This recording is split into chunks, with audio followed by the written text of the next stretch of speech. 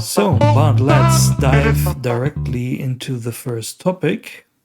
And I actually linked a playlist from the YouTube outlet Gamers Nexus here, because there has been a bit of a controversy in basically US tech media in the last couple of weeks, where basically Gamers Nexus, as in the role of a regular customer, got screwed over by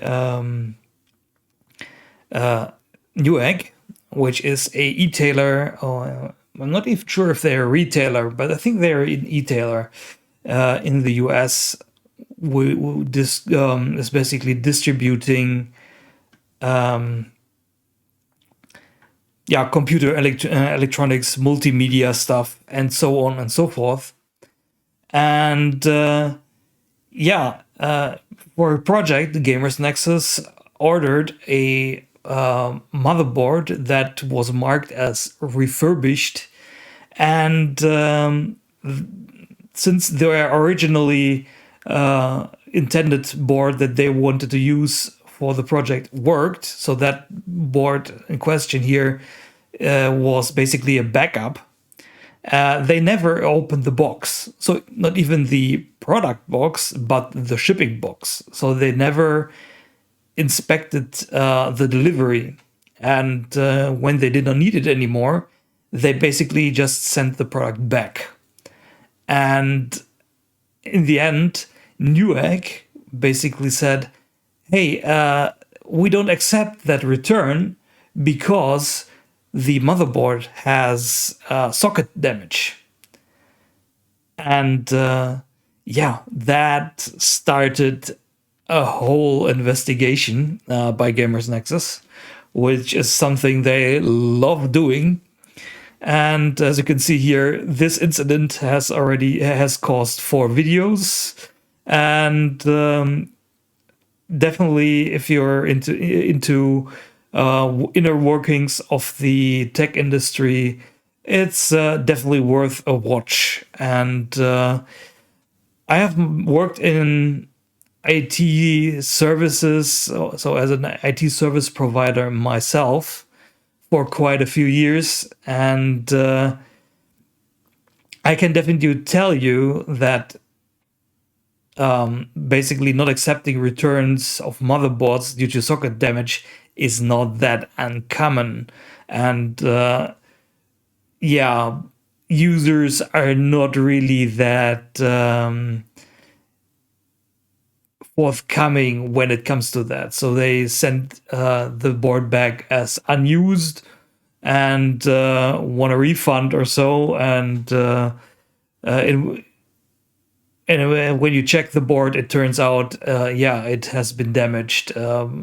And that's not happening that is happening quite often. And so this is a real issue. And what came out of this situation here was that basically the board got damaged initially. NewEgg sent it back to the motherboard's manufacturer, and the board that Gamers Nexus received basically even had the manufacturer diagnostic sticker on it. So there was the case number, all the information, and that's something that should not happen, because that means that a product that was basically declared faulty was resold as open box working. So that's not something that should happen. And basically, there was a lot of viewer interactions with Gamers Nexus and other outlets, and there was a huge outcry because a lot of people reported, hey, I had similar issues, and the reason why I wanted to discuss this is perhaps someone from who's living in the US can clear me up on that. But when I'm listening to those videos and comments, I'm getting the impression there are 4 or 5 e-tailers or retailers in the US where you can get computer parts. And when I look at price comparison sites in Germany, which I know are a very particular German thing, not many countries have something like that. It's surprising. We have, I don't know, tens or hundreds of e-tailers and retailers who are selling computer parts. So if one company screws up, that's not a huge disruption to the market, not leading to people not knowing where to buy stuff. But for the US, it seems like NewEgg having trust issues is raising really red flags for a lot of people because they don't know where to get their hardware from anymore.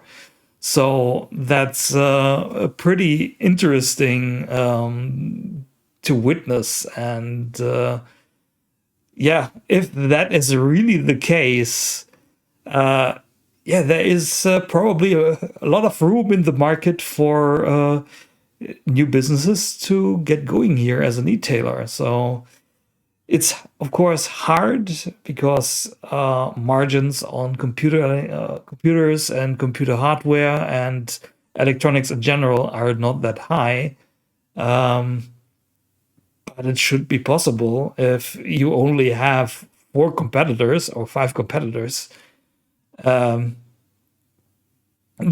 so that's really interesting. But yeah, but I can definitely recommend watching the series. And apparently, Newegg in the last talks was seeing the errors and promised to fix stuff.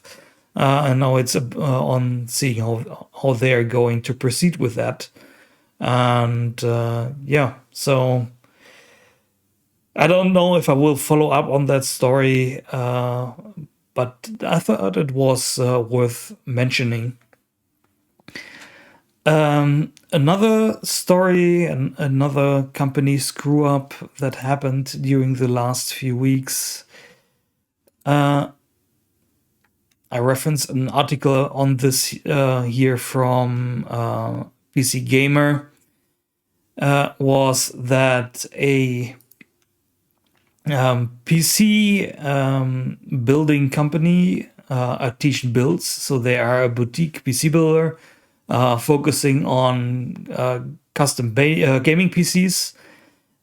They were heavily working on with marketing on Twitch, so you could become an ambassador for them, and you only needed to put a link in your description and perhaps give them a shout out on stream, and then you would be eligible as an ambassador. And basically, what they were doing was they had regular live streams where they would be basically building a PC that would then be given away to one of their affiliates. And in this story, the at one of these streams 2 weeks ago, I think, a streamer with about 2,000 followers on Twitch was drawn. And then the CEO on stream basically changed the rules and said, Yeah, no, her total social media followership is not about more than 5,000 in total, and so really changing the rules and bashing on the size of her channel, and yeah, then basically redrawing, and that caused a huge backlash in the whole gaming and tech community on social media, basically. And I think YouTuber Jace2Sense built her then a new PC and sent it to her. Companies were gifting her stuff. And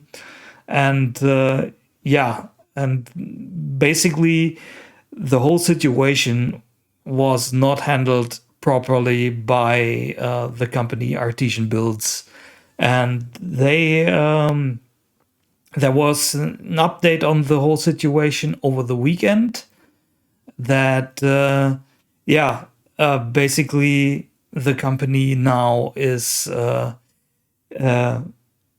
insolvent and is shut down. So all the employees were basically let loose mid last week, and it turned out that the company Artisan Builds even did not have a license to operate as a business anymore in the state of California, where they were originally headquartered. And yeah, if you're playing games like that with your legal status of your company, basically screwing up like that for all public to see, and therefore drawing real attention to yourself, is a pretty bad idea.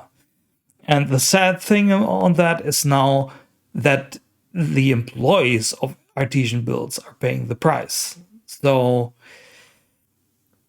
yeah, that's really just something in regards to how not to run a business, especially when you're heavily relying on your social media presence. And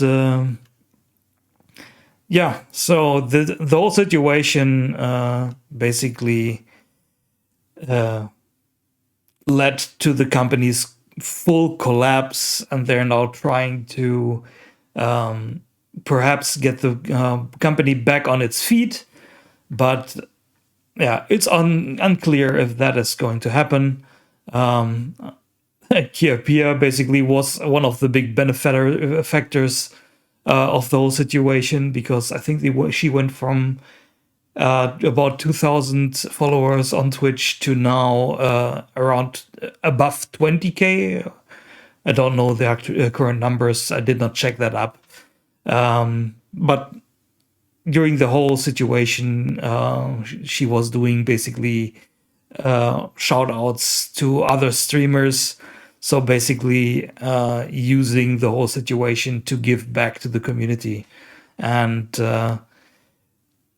it's great to see a community getting together when a company like that screws someone over. And yeah, that's just showing that overall people in the our space, basically technology, gaming, and so on, they are yeah, very relatable to each other and supportive of each other.